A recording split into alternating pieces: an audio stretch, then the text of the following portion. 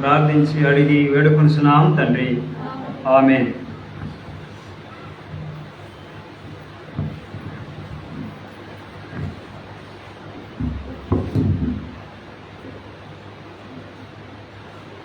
పరిశుద్ధ గ్రంథమైన బైబిల్ నుండి యెషయా గ్రంథము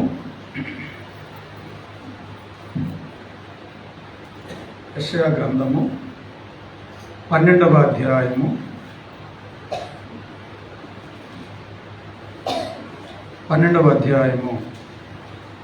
2వ వచనాన్ని మనం చదువుతాము.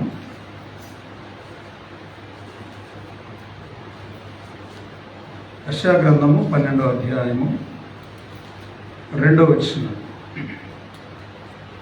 ఇదిగో నా రక్షణకు కారణభూతుడగు దేవుడు, నేను భయపడక ఆయనను నమ్ముకొనుచున్నాను.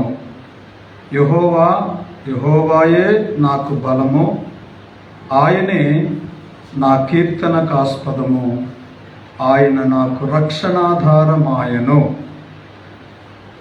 చదవబడిన వాక్య భాగము మనకు ఏమి తెలియజేస్తూ ఉందంటే, మరి ప్రజలైనటువంటి వారు ఆ దినాన మీరిలా అంటారు, యెహోవా మా మీద కోపపడితివి, నీ కోపము చల్లారెను. దేవుని కోపము చల్లారినప్పుడు ఆ ప్రజల పట్ల ఎంతో ప్రేమ కలిగి ఉంటాడు. కోపం మీద ఉన్నప్పుడు ఎన్నో మాటలు అంటారు. కోపం మీద ఉన్నప్పుడు మరి భయంకరమైన శిక్షకు మనం పాత్రులం అవుతూ ఉంటాం. అయితే ఆ శిక్ష నుండి తప్పించి మరి ప్రేమించడానికి దేవుని కోపము చల్లారింది. కాబట్టి మరి ప్రజలైనటువంటి వారు ఏం చెబుతారు అంటే, ఇదిగో నా రక్షణకు కారణభూతుడగు దేవుడు. ఒకప్పుడు కోపంతో దేవుడు ఏం చేస్తూ వచ్చాడనంటే, మరి చెరసాలకు పంపిస్తూ వచ్చాడు 430 సంవత్సరాలు. ఆ తర్వాత 70 సంవత్సరాలు బబులోనుకు పంపించాడు. అనేక పర్యాయములు అష్షూరుకు, ఐగుప్తుకు బానిసలుగా మారారు. ఇలాంటి భయంకరమైనటువంటి కోపము దేవునికి ఎందుకు వచ్చింది ప్రజల పట్ల అంటే, అనేక సందర్భాలలో తప్పిపోయిన వారుగా ఉన్నారు. అయితే దేవుని ఉద్దేశము, దేవుని ఆశ ఏంటంటే, ఏ విధము చేతనైనను తన బిడ్డలను మరి తన దారిలోనికి నడిపించుకోవాలి. కాబట్టి ఈరోజు మరి అటువంటి గొప్ప దారి మరి దేవుడు చూపించాడు. మరి తన దారి అంటే మరి రక్షణకరమైనటువంటి దారి. వారి కొరకు రక్షకులను పంపించాడు, న్యాయాధిపతులను పుట్టించాడు, రాజులను ఏర్పాటు చేశాడు, ప్రవక్తలను పంపించాడు, దీర్ఘదర్శులను పంపించాడు, యాజకులను వారి కొరకు నియమించాడు. ఇలాంటి కార్యక్రమాలు దేవుడు చేసి వారిని సరైనటువంటి మార్గంలో నడిపిస్తూ వచ్చాడు. కాబట్టి ఇక్కడ ప్రజలు ఏమంటున్నారంట, ఇదిగో నా రక్షణకు కారణభూతుడు. మన రక్షణ పొందడానికి కారణం ఎవరంట? రీజన్ ఎవరు? దేవుడు. అందుకనే నేను భయపడక ఆయనను నమ్ముకొనుచున్నాను. మరి నిర్గమాకాండము 12వ అధ్యాయంలో ఒక్క మాట చదవండి. ఈరోజు మనము స్తుతించడానికి కారణం ఎవరు అనే సత్యాన్ని మనం ఇక్కడ చూద్దాం. 2వ వచనం, యెహోవాయే నాకు బలము, నా గానము, ఆయన నాకు రక్షణయు ఆయను.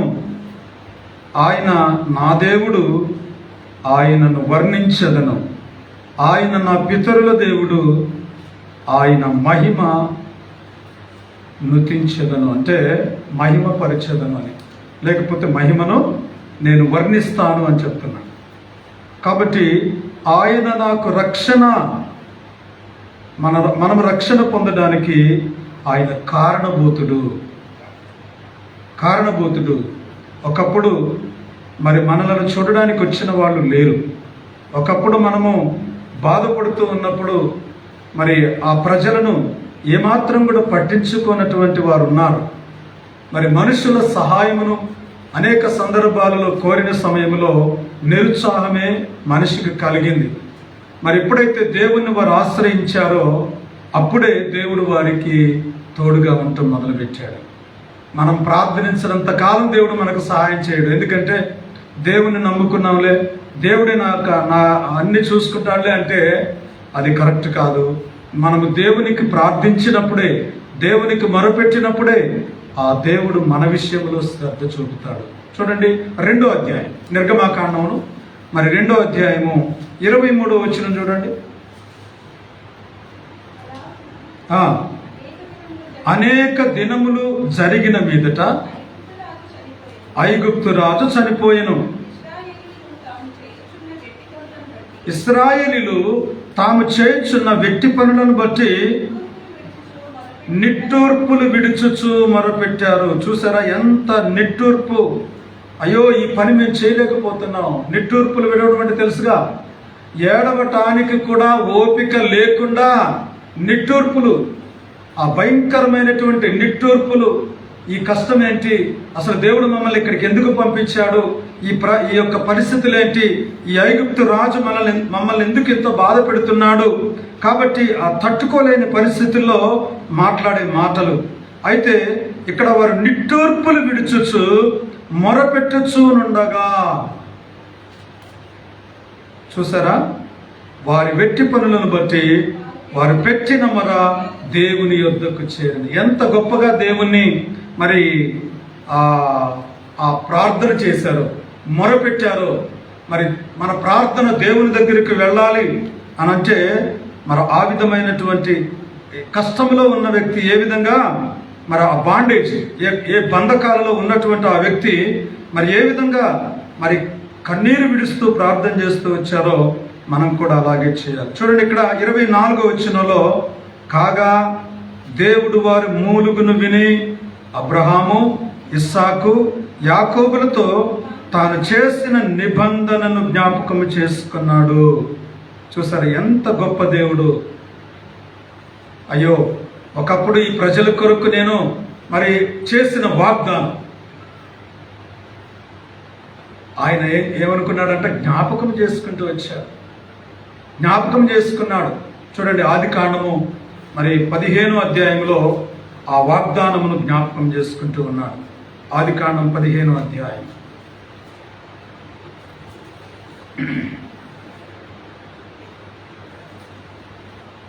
13వ వచనం, ఆయన నీ సంతతి వారు తమది కాని పరదేశమందు నివసించి ఆ దేశపు వారికి దాసులుగా ఉందురు. అబ్రహాంతో చెబుతున్నాడు ఈ మాట. మనం ఇప్పుడు చదివింది నిర్గమాకాండం. ఇక్కడ ఏమంటున్నాడంటే నీ సంతతి వారు అంటే, ఓ అబ్రహామా, నీ సంతతి వారు తమది కాని పరదేశమందు నివసించి ఆ దేశపు వారికి దాసులుగా ఉందురు. వారు 400 ఏండ్లు వీరిని శ్రమ పెట్టుదురు. ఎన్ని సంవత్సరాలు అంటామా? 400 సంవత్సరాలు. ఆ 400 సంవత్సరాలు శ్రమ పడిన తరువాత వీరు ఏ ప్రజలకైతే దాసులయ్యారో ఆ ప్రజలకు నేను తీర్పు తీరుస్తాను. తీర్పు తీర్చి నా ప్రజలైనటువంటి నీ సంతానమైనటువంటి వారిని నేనేం చేస్తాను అంటే బయటికి తీసుకొస్తాను. చూడండి నిర్గమాకాండము 4వ అధ్యాయం, నిర్గమాకాండము 4వ అధ్యాయం చివరి వచనం చదువుదాం. మరియు యెహోవా ఇశ్రాయేలీయులను చూడవచ్చి తమ బాధను కనిపెట్టనన్న మాట విని. చూసారా, దేవుడు ఏం చేశాడంట? ఇశ్రాయేలీయులను చూడవచ్చాడంట. చూడవచ్చి తమ బాధను కనిపెట్టాడు. తమ బాధను ఏం చేశాడు? కనిపెట్టాడు. వారి మూలుగును కనిపెట్టాడు, వారి నిట్టూర్పులు కనిపెట్టాడు, వారి రోదనను కనిపెట్టాడు, వారు చేస్తున్న వ్యక్తి పనులను కనిపెట్టాడు. కనిపెట్టి ఏం చేశాడు చూడండి. ఆయన వారిని ఏం చేశాడంట, చూడటానికి వచ్చాడంట. ఎంత గొప్ప దేవుడు కదా. మరి మనం కష్టంలో ఉంటే ఎవరైనా వచ్చి మమ్మల్ని పలకరిస్తే బాగు, కొన్ని ఫ్రూట్స్ ఇస్తే బాగు, కొంత డబ్బు ఇస్తే బాగు అని మనం ఎదురు చూస్తూ ఉంటాం. ఈ లోకంలో మానవుని యొక్క పరిస్థితి అది కదా. ఎవరైనా రాలేదంటే, ఎవరికైనా కష్టం వచ్చినప్పుడు మనం వెళ్లకుండా మానేస్తూ ఉంటాం. ఎందుకంటే నేను బాగలేనప్పుడు మీరు రాలేదు కాబట్టి, మీరు బాగలేనప్పుడు నేను ఎందుకు రావాలి? మానవుని యొక్క స్వభావం ఎట్లుంటుంది అనమాట. కానీ ఈ ప్రజలైనటువంటి వారు కష్టంలో ఉన్నప్పుడు దేవుడు వారిని చూడవెళ్ళెను. దేవుడే చెప్పాడు, బాబు నేను మిమ్మల్ని చూడడానికి వస్తాను అన్నాడు. చూడడానికి వస్తాను అని అన్నాడు. 3వ అధ్యాయము 8వ వచనం చదవండి.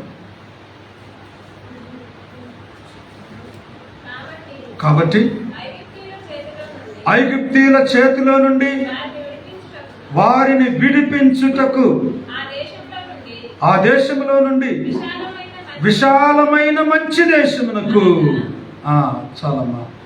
కాబట్టి ఇక్కడ చివరి మాటలో ఏముందంటే, వారిని నడిపించుటకు దిగి వచ్చి ఉన్నాను. ఈ మాట అండర్లైన్ పెట్టుకోండి.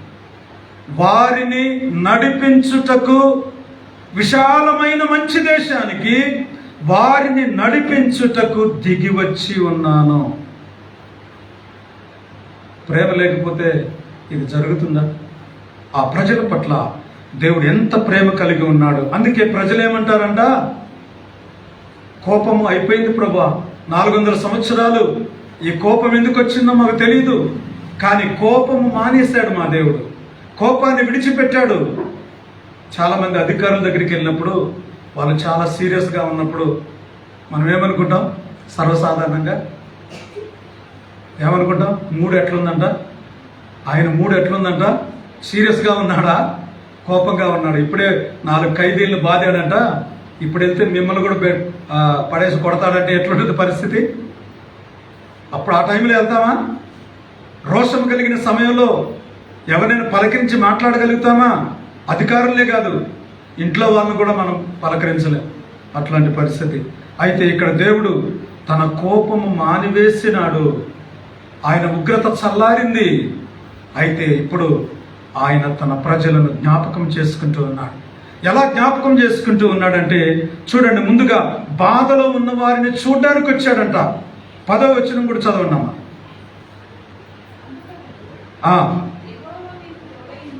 యెహోవా నీకు తోడై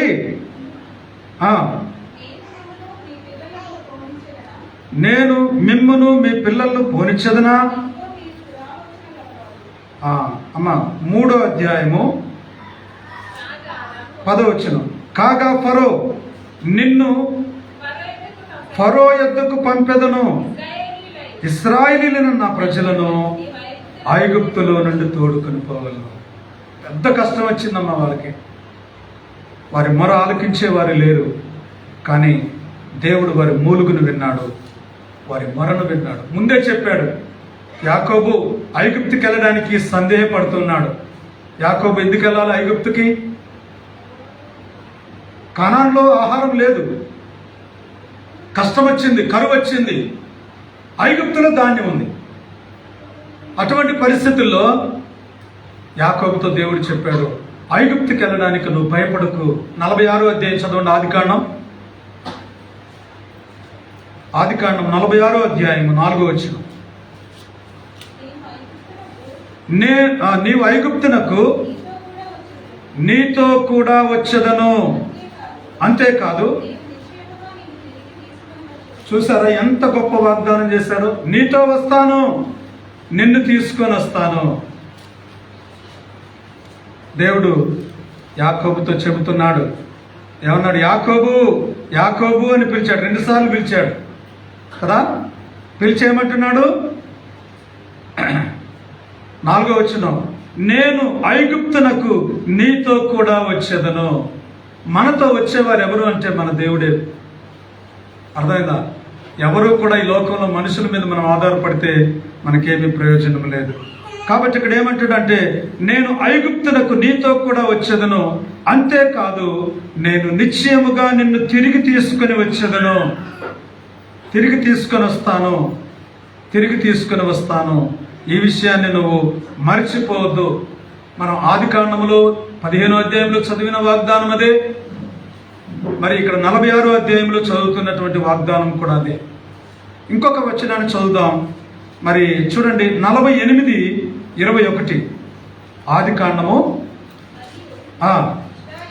ఇశ్రాయేలు, ఇదిగో నేను చనిపోవచ్చున్నాను, అయినను దేవుడు మీకు తోడయుండి మీ పితరుల దేశమునకు మిమ్మును మరలా తీసుకొని పోవును.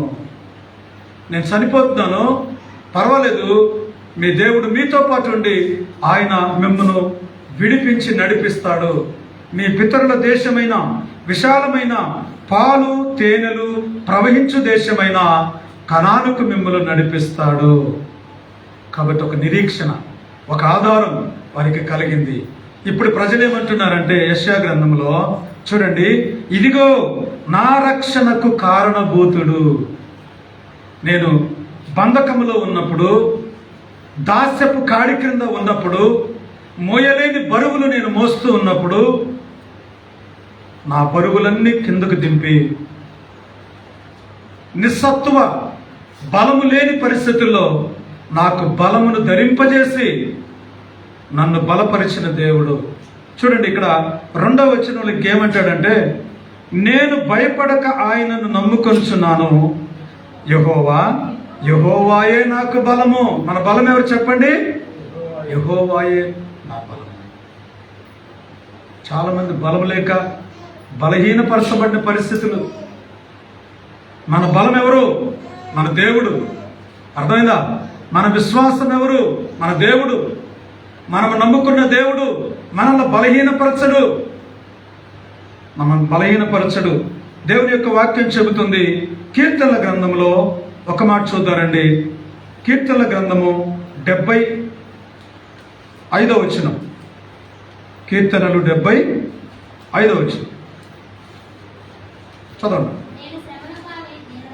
నేను శ్రమల పాలై దీనుడనైతిని, దేవా నన్ను రక్షించుటకు త్వరపడి రమ్ము, నాకు సహాయము నీవే, నా రక్షణకర్తవు నీవే. నాకు సహాయం ఎవరు? నా ప్రభువే. నా రక్షణకర్త ఎవరు? నా దేవుడే. కాబట్టి యెహోవా ఆలస్యము చేయకు. ఏమంటున్నాడు? ఆలస్యం చేయకుండా వచ్చి నన్ను రక్షించు అంటున్నాడు. మన రక్షించే దేవుడు మనకున్నాడు. ఆయన ఎవరు చెప్పండి? మన రక్షణకర్త. మనము రక్షించబడడానికి కర్త ఆయన. రెండవదిగా మన బలము ఆయన. రెండవది ఏం చెప్పండి? మన బలము. మన బలం అంటే చూడండి, హబక్కూకు గ్రంథం 3వ అధ్యాయం. హబక్కూకు గ్రంథం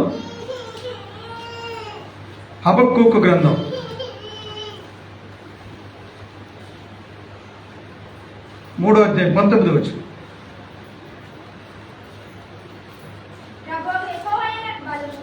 ప్రభువకు యెహోవాయే నాకు బలము.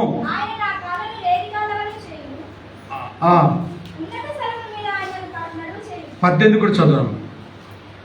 నేను యెహోవాయందు ఆనందించెదను, నా రక్షణకర్త అయిన నా దేవుని యందు నేను సంతోషించెదను. ప్రభువకు యెహోవాయే నాకు బలము. ఎప్పుడు చెప్తున్నాడు తెలుసా ఈ మాట? అన్ని కలిగి ఉన్నప్పుడు కాదు, జేబులో డబ్బులు ఫుల్గా ఉన్నప్పుడు కాదు, ఇంట్లో సరుకులు నిండుగా ఉన్నప్పుడు కాదు, శరీరంలో బలం ఉన్నప్పుడు కాదు. తర్వాత ఎటువంటి పరిస్థితుల్లో చెబుతున్నాడు చూడండి. 17వ వచనం. అంజూరపు చెట్లు పూయకుండినను, ద్రాక్ష చెట్లు ఫలింపకపోయినను, ఒలీవ చెట్లు కాపు లేకయుండినను, చేనులోని పైరు పంటకు రాకపోయినను, గొర్రెలు దొడ్డిలో లేకపోయినను, సాలలో పశువులు లేకపోయినను, ఏది లేకపోయినా,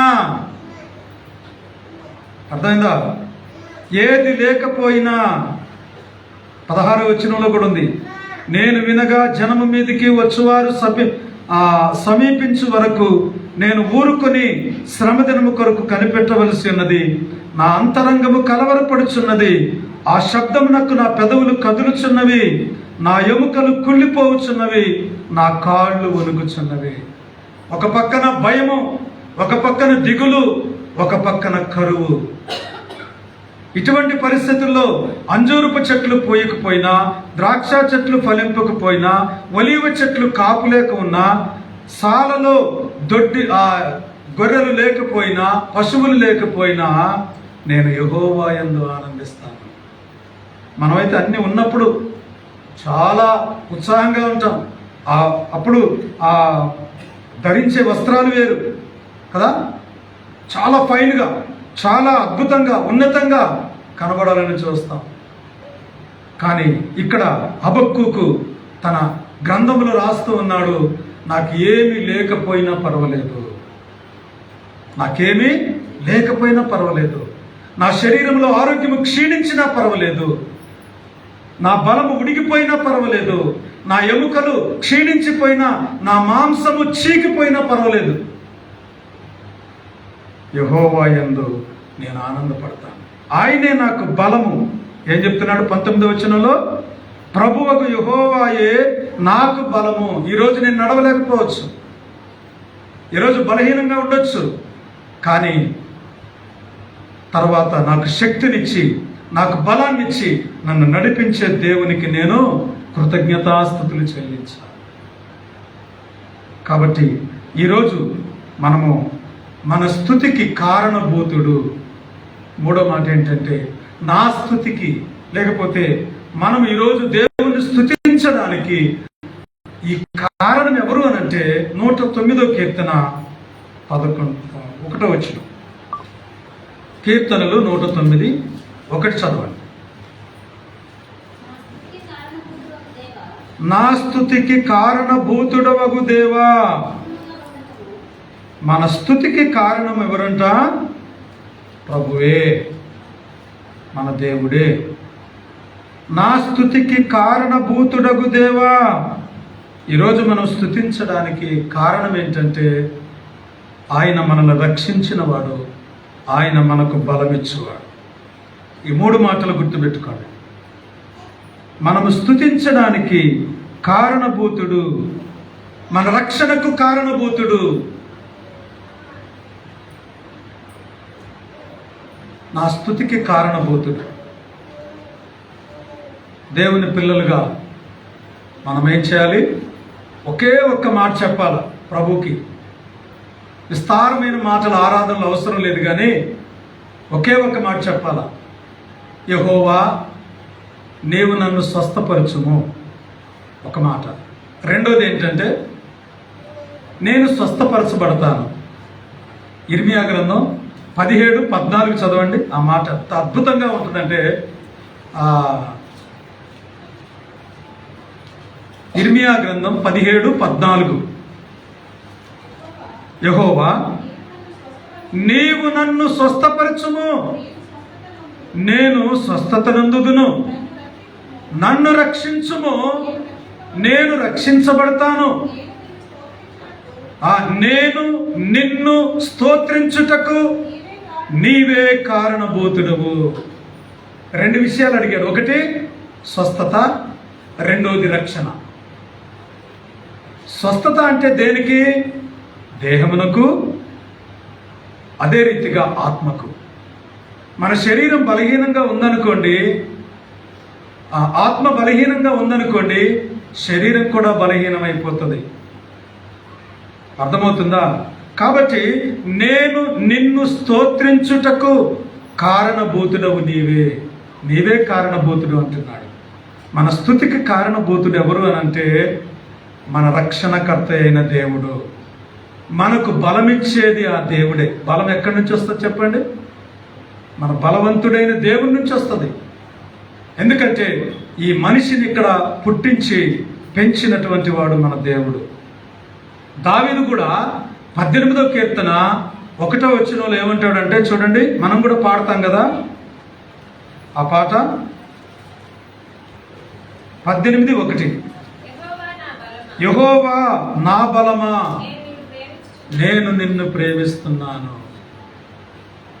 మనం పాడతాం కదా, యెహోవా నా బలమా, యథార్థమైనది నీ మార్గం పరిపూర్ణం. ఆయన మార్గము పరిపూర్ణమైంది. అయితే ఇక్కడ ప్రభు ఏమంటున్నాడంటే, దావీదు ఏమంటున్నాడంటే, యెహోవా నా బలమా. బలము లేని వారికి బలమిచ్చే దేవుడు, బలము లేని వారికి బలమిచ్చేవాడు ఆయన. 29వ కీర్తన 11వ వచనం చదవండి. దేవుడు ఏం చేస్తానంటున్నాడు? యెహోవా తన ప్రజలకు బలమిస్తాడు. ఎవరికి ఇస్తారని చెప్పండి? బలము లేని పరిస్థితుల్లో, సాలలో పశువులు లేవు, గొర్రెలో దొడ్డిలో లేవు, అంజూరపు చెట్లు, ద్రాక్ష చెట్లు, మరి ఇంకా ఒలీవ చెట్లు కాపు లేక ఎండిపోతూ ఉన్నాయి. నిరీక్షణ వదలలేదు, ఆధారం విడిచిపెట్టలేదు.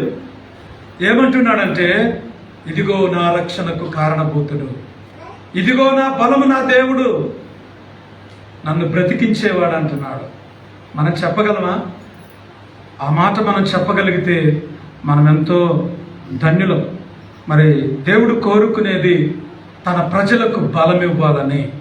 ఒకసారి శారా గురించి మీకు చెప్పాలి. ఆదికాండం 18వ అధ్యాయము 12వ వచనంలో ఏమంటుందో తెలుసా? ఆదికాండం 18:12లో చదవండి. శారా, నేను బలము ఉడిగిన దాననైన తర్వాత, కాబట్టి నా బలమంతా ఉడిగిపోయింది. ఉడిగిపోవటం అంటే ఏంటి? ఉడిగిపోవటం అంటే ఏంటి? తన శరీరంలో కంప్లీట్గా ఏమైపోయిందంటే, ఇక పీరియడ్స్ వచ్చే కాలం అయిపోయింది. అంటే వృద్ధాప్యం వచ్చేసింది. వృద్ధాప్యం వచ్చేసింది. ఇప్పుడు ఏమంటుంది? ఇప్పుడు ఎట్లా నాకు, హౌ ఇట్ ఈస్ పాసిబుల్, ఇది ఎలా సాధ్యం? ఎలా సాధ్యం? అప్పుడు ప్రభు అన్నాడు, యెహోవాకు 14వ వచనం చదువు.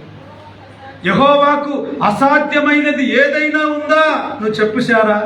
ఎందుకు నవ్వుతున్నావు? లోపల కూర్చొని నవ్వుతా ఉంది. ముసలిది 90 సంవత్సరాలు. 90 సంవత్సరాలు ఎట్లా ఉంటారు? అప్పటిదాకా చూడాలా పిల్లల కోసం? నిరీక్షణ లేదు. శారా మృతతుల్యమైన గర్భము, ఒక్క ఛాన్స్ కూడా లేదు, అవకాశం లేదు. పోనీలే ఇంకా చాలా వయసు ఉంది అనుకోవడానికి లేదు కదా. భర్తకు 100 సంవత్సరాలు వచ్చేసినాయి, ఈమెకు 90 సంవత్సరాలు వచ్చేసినాయి. ఇటువంటి పరిస్థితుల్లో నేను బలము ఉడిగిపోయింది, నా పరిస్థితి ఏంటి ఇప్పుడు? నాకు ఎలాగ సుఖం కలుగుతుంది? నాకు కొడుకు ఎలా పుడతాడు? అసాధ్యమైన వాటిని సుసాధ్యము చేయగలిగిన వాడే దేవుడు.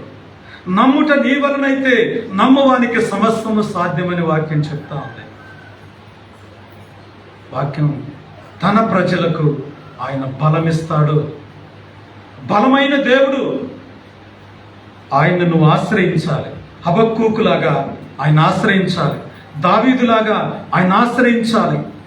బలమైనటువంటి ఆ బండ దగ్గరకు నువ్వు రావాలి. కుందేళ్ళు ఉన్నాయి చూసారా? అవి బలము లేని జీవులు. 104వ కీర్తన 18వ వచనం. అదే రీతిగా ఆ సామెతలు 30:26 ఈ 2 వచనాలు చదవండి. గొప్ప కొండలు కొండ మేకలకు ఉనికి పట్లు, కుందేళ్లకు బండలు ఆశ్రయ స్థానములు. కుందేళ్ళు దేనిని ఆశ్రయంగా చేసుకున్నాయంట?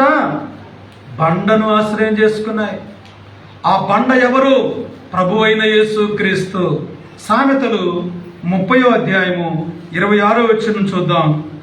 చిన్న కుందేళ్ళు బలము లేని జీవులు అయినను అవి పేటు సందులలో నివాసము కల్పించుకొనును. బలము లేనివాడు బలమైన దేవుని దగ్గరికి రావాలి. బలవంతుడైన దేవుని ఆశ్రయించాలి. కాబట్టి మన రక్షణకర్త అయిన దేవుడు, మన స్తుతికి కారణభూతుడైన దేవుడు, మన రక్షణ ఆధారమైన దేవుడు మనకు బలమిచ్చేది. శారాకు బలమిచ్చాడు. శారాకు బలమిచ్చి ఒక్క మాట చెప్పాడమ్మా, నేను మరలా ఇదే సంవత్సరానికి తిరిగి వస్తా. ఇప్పుడు ఇది సెప్టెంబర్ మాసం కదా, ఈ సెప్టెంబర్ మాసం 15వ తారీఖు మరలా నెక్స్ట్ ఇయర్ సెప్టెంబర్ 15కు వస్తా. నీ కౌగిట్లో కుమారుడు ఉంటాడు అని చెప్పి. ఇది ఎలా జరుగుతుంది? అదే రీతిగా మరుసటి ఏట ఆమె ఇస్సాకును కని ఎంత అద్భుతంగా అతనికి ఇస్సాకు అని పేరు పెట్టింది. ఇస్సాకు అంటే నవ్వు. ఎందుకంటే అనుమానంతో నవ్వింది కదా, ఇది ఎలా సాధ్యమని నవ్వింది కదా, ఆ నవ్విన నవ్వే ఇస్సాకుకు పేరుగా పెట్టబడింది. ఇస్సాకు అనే మాటకు నవ్వు అని అర్థం. ఆలోచన చేయండి, బలము లేని వారిని బలపరిచి నడిపించే దేవుడు. అర్థమైందా? మరి కరువులో ఉన్న ఆ యొక్క హబక్కూకు ఏ పరిస్థితుల్లో ఉన్నాడో అటువంటి పరిస్థితుల్లో కూడా ఆనందింపజేయగలిగిన దేవుడు. అర్థమైందా? కాబట్టి ఉదయకాల సమయంలో 3 మాటలు గుర్తుపెట్టుకోండి. 1, మన రక్షణకు కారణభూతుడు మన దేవుడు. 2, మన స్తుతికి కారణభూతుడు మన దేవుడు. 3, మనకు బలము ఆయన. మన బలం ఎవరు? ఆయన. ఆయన బలవంతుడు కాబట్టి ఆయన మనకు ఆశ్రయం. బలవంతుడి దగ్గరికి రావాలి బలహీనమైనటువంటి వాడు. కుందేలు బండను ఆశ్రయించినట్లుగా, శారా దేవుణ్ణి ఆశ్రయించినట్లుగా, అర్థమైందా? మనము కూడా ఆ బలమైన దేవుని దగ్గరికి మనం రావాలి. మన బలము మన దేవుడు. ఆ కీర్తనలో 2 వచనాలు ఒకే అధ్యాయంలో చదువుకొని మనం ముగించుకుందాం.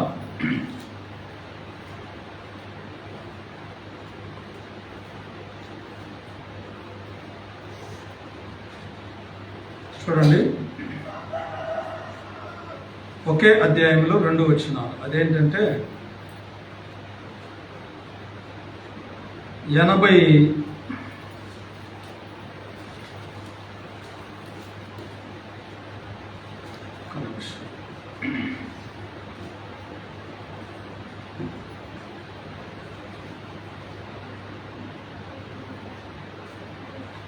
చూపిస్తాను. ఒక్క నిమిషం.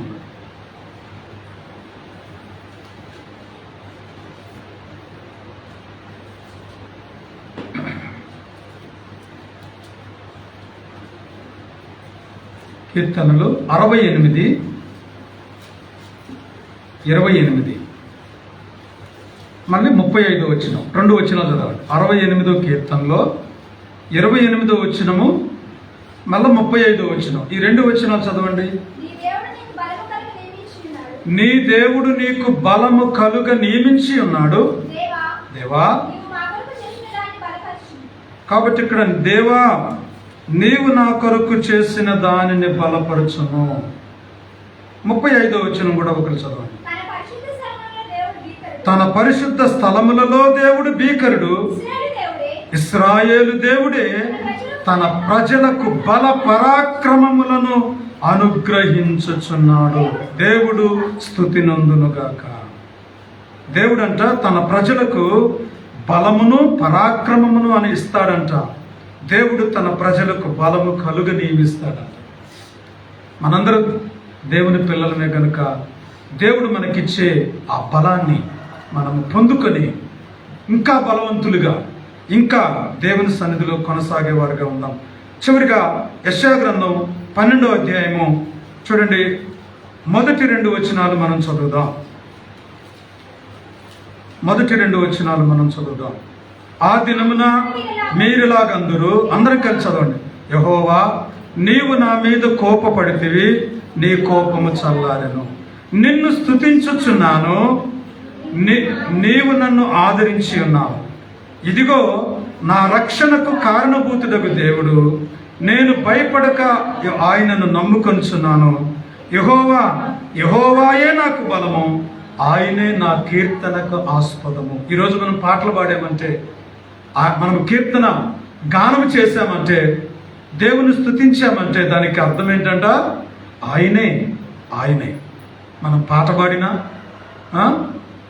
మనము మౌనంగా ఉన్నా, లేక మనము వాక్యం చదివినా, మనం ప్రార్థన చేసినా, ఈ లోకంలో మనం జీవించే జీవితము నన్ను ప్రేమించి నా కొరకు తన్ను తాను అప్పగించుకొని నా దేవుని కొరకు, మిగిలిన జీవితం అంతా నా కొరకు తన్ను తాను అప్పగించుకొని దేవుని కొరకు. కాబట్టి ఆ విధంగా ప్రభు సన్నిధిలో ముందుకు సాగుదాం. లేచి నిలబడండి, ఒక పాట పాడదాం.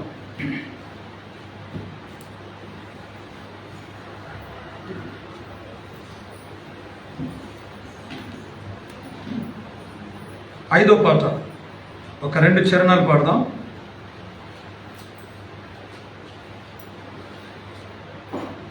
యెహోవా నా బలమా, యథార్థమైనది నీ మార్గం, పరిపూర్ణ నీ మార్గం.